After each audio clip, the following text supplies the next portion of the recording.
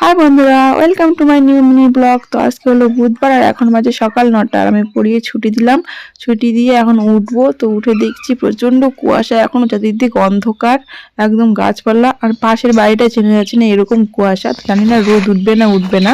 তো তারপর তোমাদের একটা জিনিস শেয়ার করবো তোমাদের সঙ্গে, অনেকদিন ধরে ভাবছি যে জিনিসটা শেয়ার করব। তো দেখতে পাচ্ছ, এটা হচ্ছে আমার বাড়ির ডালিয়া ফুল, প্রথম ফুল ফুটেছে আর ফুলটা এমন ভারী যে গাছটাকে ভেঙে দিয়েছে। আর এটা নিয়েছিলাম একটা গাঁদা ফুলের গাছ, আর এখনো দেখো কুড়ি আছে, কিন্তু এটা কিন্তু এখনো ফুটবে। তো প্রত্যেকদিন সকালে উঠে এই ফুলটা দেখি, আমার না এই ফুলটা দেখলে কেমন যেন মনটা ভালো হয়ে যায়, এত সুন্দর ফুলটা দেখতে।